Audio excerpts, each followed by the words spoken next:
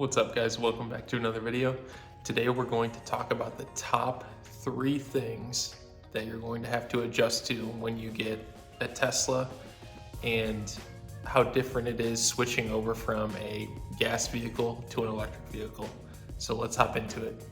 So the first thing that I want to cover, and it's going to be the most obvious, is that you're no longer going to have to go to the gas station. You're going to be charging your vehicle either at home or at work or possibly at some kind of public charging station.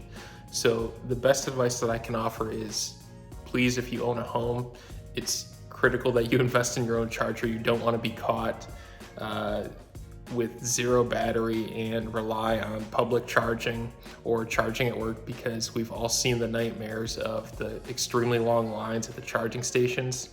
And that can just be absolute chaos for you and completely make you regret your purchase. So let me show you what I have at home. What I have here, and excuse the mess on the ground, is essentially just the mobile charger that Tesla offers. And what we did here was we installed a 220 volt plug. This is the same kind of plug that you're gonna have for your washer and dryer. And I have at full time, I have the Tesla charger connected to this. And you can see that I have it kind of suspended here, nicely coiled in the air. The reason that I put it over here is, one, because my car is parked on this side of the garage, and then two, it's conveniently located right below the electrical panel. So it was very easy to run the cables down there. You just get a 50 amp breaker and then run 2 lines down there, 220 volt lines, and you have your connection. So let me show you kind of how this works. I'm gonna uncoil it a little bit. It has a really far reach. This is what the charger looks like at the end. And the reason I went with this is because when you come over here and you charge it, you're gonna go ahead and click the button. Give my Tesla a second to wake up. The charging port is going to fold up, and you're simply gonna insert the charger. When this switches over to green here, you're gonna see that it's charging. And you heard some clicks in the background. That's because this guy right here is now letting the current, the voltage pass through it. So now you know we're effectively charging. But yeah, let me know what you guys think. If you have this setup, if you like it. I opted for this setup rather than the more expensive charger. This charges about 32 miles per hour.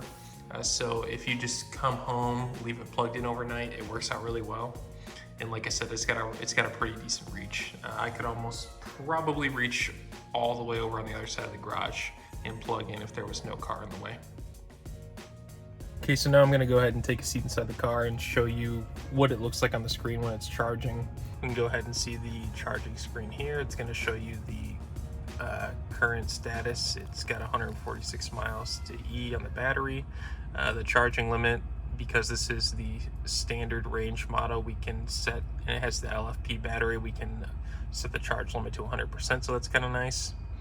And due to the current type of charging connection I have right now, you can see that we're charging at roughly 32 amps. So the next thing that you're going to have to really get used to when you switch over to a Tesla, and this is actually probably just unique to Tesla mostly, is that you're no longer going to be able to look in between your steering wheel and look at a gauge cluster to tell you how fast you're going and other information that you may have had set there before. So let me flip this camera around and show you what you're going to be looking at when you look into Tesla. So this is going to be your view, guys. There's nothing here anymore, obviously. The only thing that's here is the vent for the air conditioning. Everything that you need is going to be located slightly to the right of your vision. And I'm going to come in here and act like I'm sitting in the car right now. And sitting in here, when I first got the car, I didn't really know how comfortable I was going to be steering slightly off to the right. But in my opinion, it's actually easier to steer slightly off to the right than to move my field of vision up and down. Instead, I'm kind of moving my field of vision from here to here. And it's actually a little bit easier. So I kind of go back and show you what the screen looks like. So right around where my finger is right here, when you're actually driving, it's going to come in very, very clear font, your actual speed. And then how I have mine set up is that while you're driving, you're going to see your car and it's going to be in a lane. You'll see other cars coming into the Tesla Vision. And then on this side, I have my map set up. And I pay for the extra, I think it's $10 a month to be able to use this map. It's very convenient. The whole interaction with everything on the screen here is very snappy. So I have no complaints. It's not like the old days where, you know, you have to, let's say, for example, I want to go to McDonald's. You know, I type in McDonald's, it comes up automatically with all these different McDonald's near me. And, you know, you could just go ahead, hit go. It's going to show you all this information on the screen, reviews, everything. It's very convenient. So the other thing that you have to take into consideration is that everything is on the screen, literally everything. You have a couple dials here, and they're actually, I would say that's probably really all you need. You have the volume dial, and then, you know, adjust the radio, and then your other dial here can be used for answering, hanging up the phone, things like that. But everything is on the screen. So you have your cameras. I have my phone connected to this, calendar, Bluetooth, radio, and you're just going to need to spend some time when you get your car and make sure that you can navigate the menu easily. You don't want to try and learn this menu as you're driving. One of the I believe one of the most important things that you need to look at is just the air, right? You want to make sure that you can be comfortable in the vehicle. You can control the airflow, you know, you can move it up and down so that, you know, it doesn't hit you in the face. So you want it to hit you in the body, things like that. And just get yourself comfortably set up.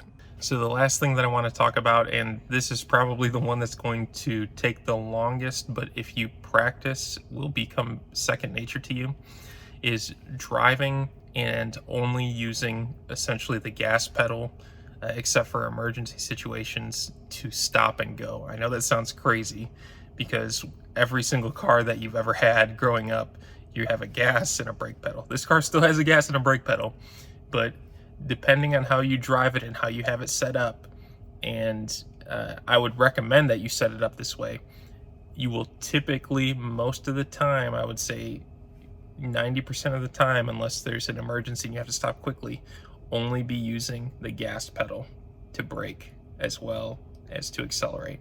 So I'm going to show you right here. You can see obviously right here, you know, you have a brake pedal, you have a gas pedal, just like any other car. However, when you go into the settings and you set this up, you can see here that I have my acceleration set on standard. I really don't feel like I need to, you know, be in any kind of crazy mode. I have the steering mode set on standard, but I have stopping mode set on hold. And you can see here the text says that this maximizes range by extending regenerative braking to lower speeds and automatically blends in brakes to hold the vehicle at a stop. So this is really, really nice, a really, really nice feature. Like I said, once you understand how it works, when I first drove the vehicle and I tested a vehicle at the Tesla store, I did not understand how much you had, or how much or how little to take my foot off the gas to use this feature very well. And I was constantly lurching the vehicle forward, and my fiance was not having very much fun. Once you master it, it's like second nature. It's like driving any other car that you've driven, and you can go and stop very, very gently, I promise. It's like I said, it's going to take some time. It's going to take a couple days for you to really get a feel for how much you have to take your foot off the pedal. And you're not really taking it off per se. What you're doing is gently backing your foot off of it, almost like you're coming to a stop, except, you know, when you need to stop, you can take your foot off the pedal completely. But that is definitely something that you're going to have to get used to.